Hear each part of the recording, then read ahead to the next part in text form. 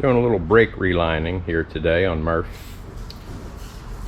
Brakes were grabbing. It actually needed wheel cylinders, and I got the drums off and seen that the shoes were pretty crappy. So we're going to be working on getting these relined today. There's a couple things you're going to need to make this happen, to reline these shoes. Now these particular shoes, I started pressing rivets out of them and realized that they are also bonded, which is interesting. It's not very well bonded. It comes right off with a screwdriver and a hammer, but something you might run into. These are the seal tested. These are the seal tested, the ones most commonly sold today. So I'm assuming they're probably all like that. They're probably all riveted and bonded. And there's different ways to get these rivets out. I prefer to use an old punch press like this. Just handheld, it's real easy, pops them right out of there. You don't really got to worry about damaging anything. Sometimes the holes get a little wonky whenever you press out. Just run over them, pinch this shoe in the vise on the flat side right here, and just run over any of those high spots with a file, just to get everything down perfectly smooth. Now these ones I'm going to have to run on the wire wheel, or I'll use the abrasive disc or belt to get this bonding, this excess glue and some of the lining material off of there. Now you don't really want to deal with making dust out of these things unless you have some kind of decent respirator handy to wear to do that, because you never know. These things could possibly have asbestos in them, or some other fiber that probably is no good at all for your lungs. But the way I do these is I just center this punch up. Gotta have that lower die set at the proper height so you can actually get some bite on it. And it's not too difficult to do. Just presses them right out. You can see that's gone out of there. Pretty sweet setup. Now you do have to clear your die because the rivets will get stuck down in the die. This is the only die I have for this old punch, and it's not quite big enough for the head of those rivets to just carry right through and fall out of the bottom of the die. This is a Kalon, Parker Kalon punch, and I bought this at a garage sale. Guy had a bunch of old tools in the garage. I bought this at a garage sale for 10 bucks. And it has a little mount. You can mount it on the bench. I prefer to just use it handheld. But it came with the right size die to do these shoes, oddly enough, which is great. And you see these all the time at sales and yard sales and estate sales and flea markets, but you rarely see any extra dies with them, which is kind of a bummer. But you can also drill these out. I believe that's a 3/16 hole. What you're going to want to do to determine that, though, is get your bag of rivets that comes with your brake linings and put a micrometer on that and see what size that is, because that's exactly the size you want to run through to get those rivets out of there. And so we're going to commence to punching the rest of these out and getting the shoes off, or getting the lining off of them. And then we'll be able to start cleaning these up and getting the new lining riveted on.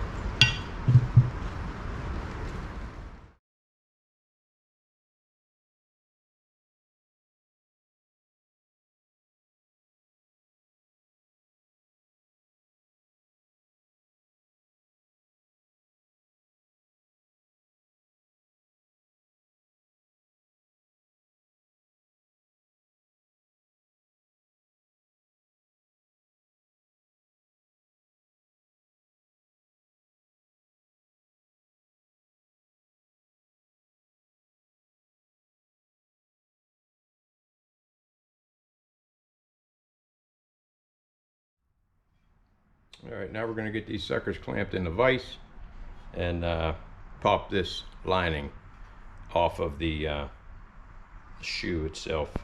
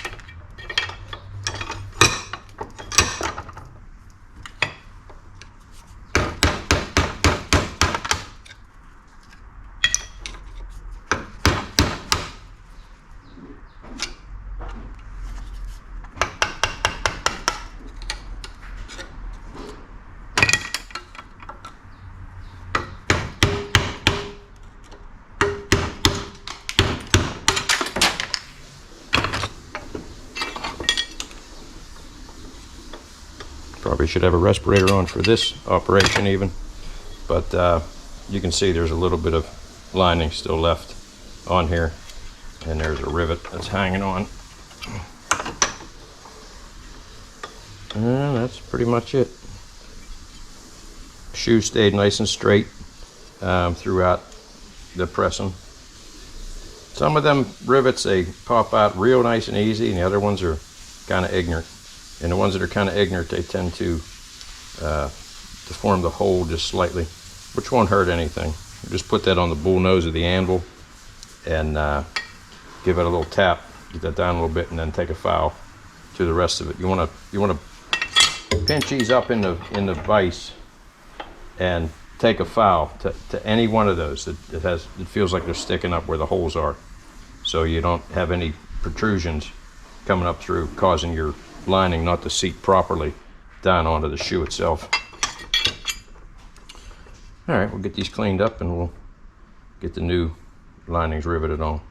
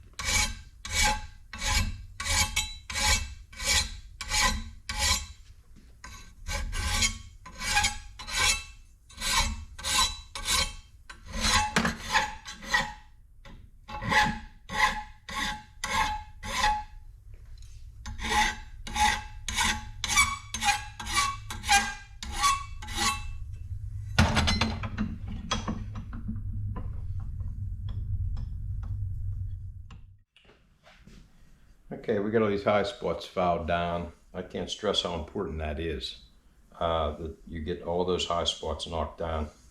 Because when you come and you put this lining on there, you want that lining to be seated down against that shoe. You don't want there to be any rises at all in this. So you get it nice and flat, get your holes lined up. Sometimes you'll find it might line up better one way than the other, and this one seems to be the case. Now what I like to do is, these shorter shoes, they just have 4 sets of rivets. What I like to do is try one of these ones in the middle first, and you want to make sure when you put these rivets down in there that they go down and seat flat in there. You don't want them caulked at all, because if they're caulked at all and you crush them in the rivet press, what you're going to wind up having is a rivet that's caulked, and that's going to hit the drum before any of the other ones do, and it's not seated properly, so it's not really holding the lining properly. But yeah, I got this press. I got this from a website called Sky Geek. They do all sorts of aircraft stuff, and this is a handy little thing. I think this was around $3 bills, $2.89, something like that. Of course, this is going back several years, so I'm not sure what it would cost now. But it come with a whole bunch of dies to do anything you needed to do. Now, to be able to do brakes, I needed to take the die with the smallest nub in the center, and I needed to actually take a little bit off of that nub so it smashes the rivet down properly and rolls it over as it does. You can see, you know, it does a pretty nice job getting those rivets smashed down tight. But like I said, you want to make sure they're seated in there completely flat, that it ain't caulked at all, and then you can go ahead and start doing your pressing.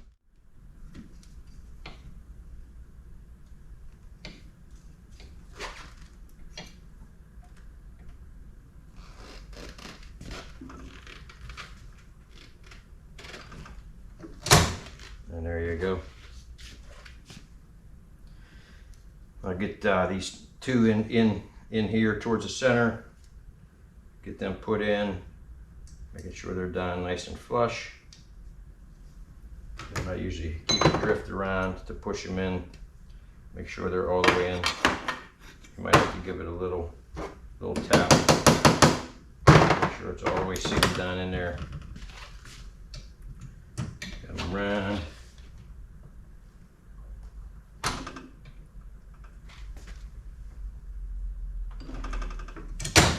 And you got it started there. Now what you want to do is I use little blocks of paint stick.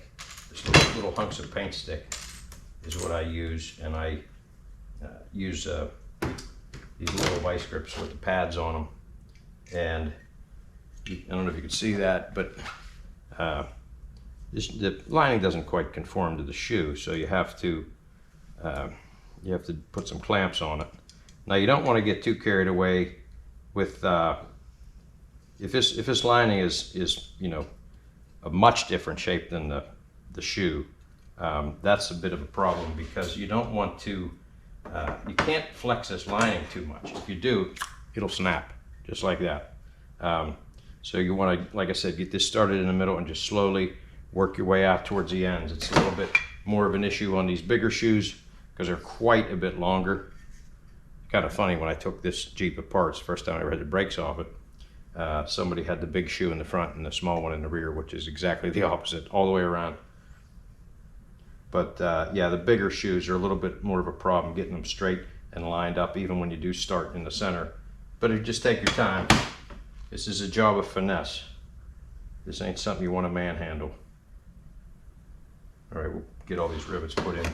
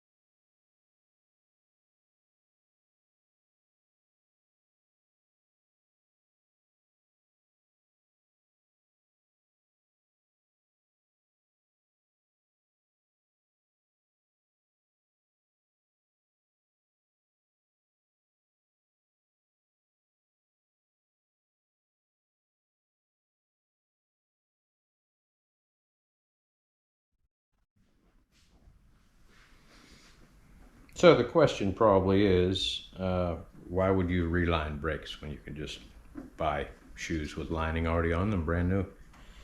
And the reason being is because well, first of all, I have the ability and the tools to do it, and the linings are a lot cheaper than buying the whole shoe. Why buy a shoe when you don't need a shoe? But it's more than that. These linings, these seal-tested linings, are a completely different lining than is on the seal-tested drums or seal-tested shoes that you buy. The lining that's on the shoes that come in a seal-tested box is black. It ain't very nice looking. This stuff here just looks like old school lining to me, semi-metallic. It's got, you can see the brass in it. My feeling is this would stop the Jeep much better. I've never relined anything for these Jeeps, but anytime I've ever relined anything, it's minimal cost and the results are great. And now, if this was a higher speed vehicle, which it isn't, I mean the top speed's 40 on these things, but if it was a vehicle that went a lot faster and had drum brakes on it, I would cut these linings. And I would do that by setting the drum up, putting a piece of sticky back 80 or 120 grit paper inside the drum, and just sit there and run this thing back and forth. So this lining is, once these shoes are together, this lining goes out and contacts the drum perfectly evenly all the way across here. It's not that important with this. You know, as long as these things stop, and they stop just fine without doing that. And the drums are in spec on this thing. They're not huge and they're not warped real bad. But I also dig the groove in this. Get the dust out of the way, get a little more air moving in there. It's kind of cool. But yeah, just got to get the shoe cleaned, very well cleaned. Get all your high spots knocked off. Of course, you need to have, you know, a right kind of rivet press. You don't need that punch that I used. You can certainly drill these out. And what you would want to do is either check this hole size on the shorter line shoes, check this hole size here and see what size it is, or go at them rivets that they send you with these and see what the diameter of those is. And you can drill these out. It's not that big of a deal. It works fine too. But yeah, that's about it. And like I said, I want to wear a respirator for all this work, because you never know where the asbestos still is. But that's it. Happy motoring.